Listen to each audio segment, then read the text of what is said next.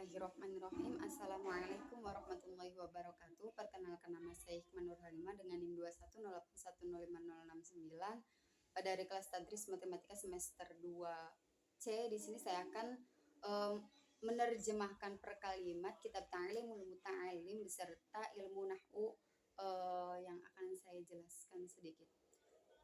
Dimulai dari kata faslun fit tawakkuli. Bismillahirrahmanirrahim. Faslun fit tawakkuli, fasal menjelaskan tentang tawakal atau berserah diri. Tsumma la budda li thalibil ilmi min at-tawakkuli fi thalabil ilmi. Kemudian semestinya atau seharusnya bagi seorang pelajar itu memiliki sifat tawakal atau berserah diri dalam mencari ilmu. Wala yahtamma li amri rizqi wala yushghil qalbahu bidzalika. Dan tidak usah memperhitungkan seorang pelajar itu tidak usah memperhitungkan dalam masalah rizkinya dan jangan menyibukkan kepada hatinya itu kepada masalah rizki. Maksudnya kita sebagai pelajar itu harus memiliki sifat tawakal atau berserah diri dalam mencari ilmu.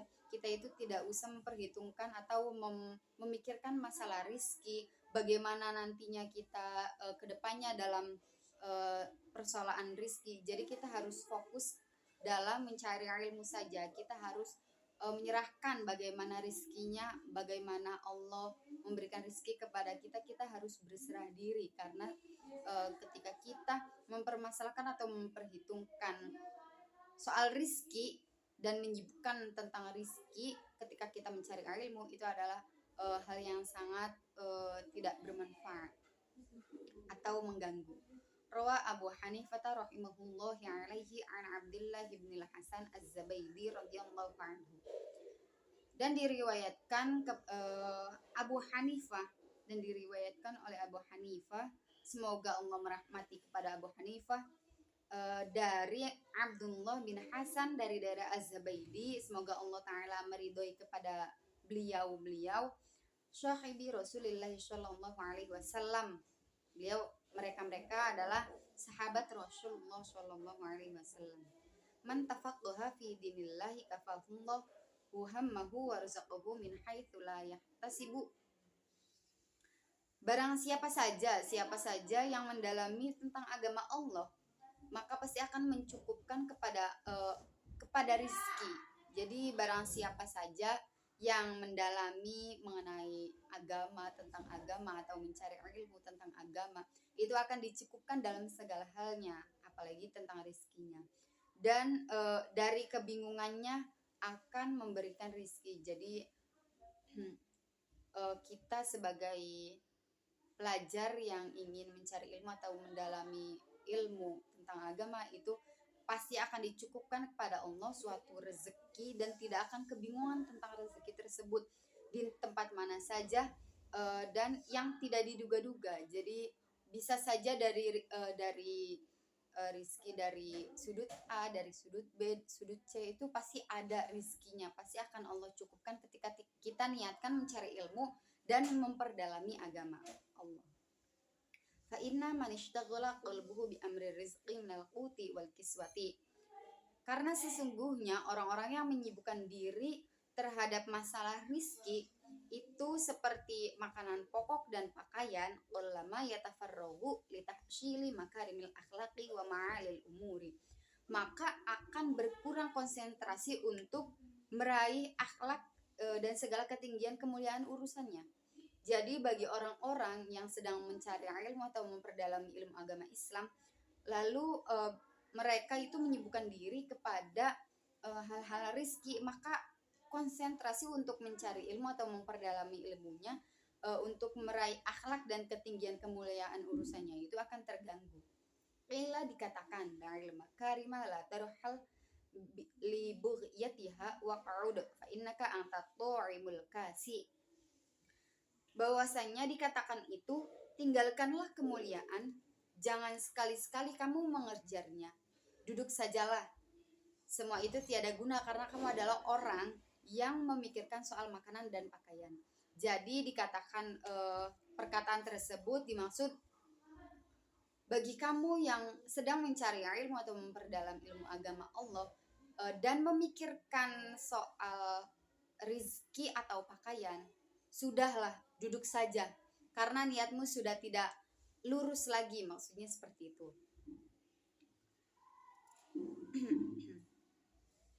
Qala rajulun limansyuril halaji awsini, dan berkata seseorang kepada Mansyur al-Hallaj, wasiatkanlah kepadaku. Faqala hiya nafsuka illam tushghilha wa tasta'milha syaghalatka. Maka berkata Mansyur al-Hallaj itu berkata, itulah dia nafsumu. Jika kamu tidak menyibukkan nafsumu dan tidak mempergunakan nafsumu, maka nafsumu lah yang akan menguasai dirimu. Maksudnya kita itu harus bukannya nafsu kita yang menguasai kita, tapi harusnya kita yang menguasai nafsu kita. Kita yang mengontrol, mempergunakan nafsu kita dengan baik dan benar. Jangan sampai kita tidak bisa mempergunakan atau mengontrol nafsu kita, lalu nafsu kita yang mengontrol kita. Itu adalah sesuatu yang tidak baik. Fayambaghi likulli ahadin ayyushghila nafsahu bi a'malil khairi. Karena semestinya itu bagi setiap orang untuk menundukkan dirinya kepada amal-amal kebaikan atau dengan perbuatan-perbuatan yang baik. Hatta la tashtagila nafsuhu bihawaha wa la yahtammal 'aqilu li amrid dunya. Sehingga tidak bisa menundukkan hawa nafsunya, itu tidak bisa menundukkan dengan keinginannya, dan janganlah mengutamakan seseorang yang berakal itu kepada urusan-urusan dunia. Jadi bagi kita yang berakal itu tidak boleh mengutamakan urusan dunia dan harus bisa mengontrol emosi kita dan menguasai nafsu kita. Bagaimana caranya mengendalikan nafsu kita dengan baik dan benar. Li'annal hamma wal hazana, karena sesungguhnya itu adalah kebingungan dan kesedihan.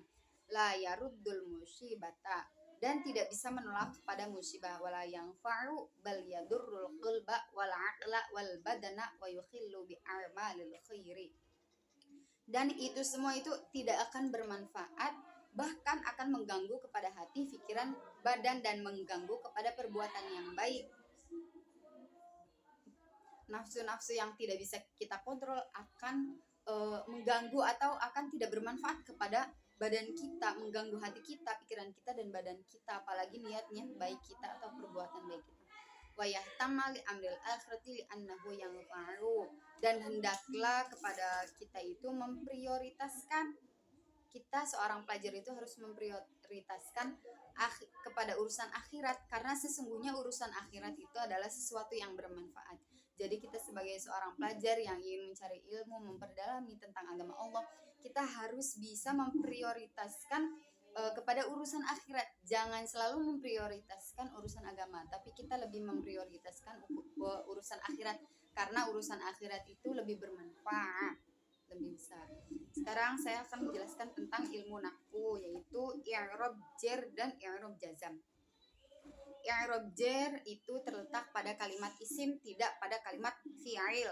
Tanda-tanda jar, tanda kalimat jar, tanda i'rab jar itu ada 3. Yang pertama kasroh. Kasroh dalam isim mufrad munsyarif, jama' taksir, dan jama' muannas salim. Yang kedua yaitu jar pada ya. Jar pada ya itu ada asmaul khamsah yang ada 5, abaka, akhoka, ila akhirihi, dan teman-temannya. Yang kedua itu isim tatniyah. Yang ketiga atau yang terakhir yaitu jama' mudzakkar salim atau menunjukkan kepada laki-laki banyak. Yang ketiga, tanda jar yang ketiga yaitu ada pada fathah. Yang ada pada fathah yaitu isim ghairu munsyarif, kecuali ketika isim ghairu munsyarifnya itu dikasih al di bagian depan, itu akan menjadi mudhof, maka tandanya menjadi kasroh, bukan fathah lagi, akan berubah ketika ada al di bagian depannya. Contohnya itu pada niat puasa, pada lafaz Ramadan itu menjadi kasroh, bukan Ramadan. Yang kedua yaitu i'rab jazm. I'rab jazm itu ada pada kalimat fi'il. Tanda i'rab jazm itu ada 2. Yang pertama sukun, dan yang kedua itu membuang nun. Yang pertama sukun itu terletak pada 1, yaitu fi'il mudhari syahih akhir. Berarti yang terakhirnya itu syahih akhirnya. Yang kedua yaitu membuang nun ada pada 2 tempat, yaitu fi'il mudhari mu'tal akhir dan fi'il mudhari yang saat rofa'nya itu dengan menetapkan nun, tidak membuang nun. Mungkin sekian dari materi yang telah saya sampaikan. Wassalamualaikum warahmatullahi wabarakatuh.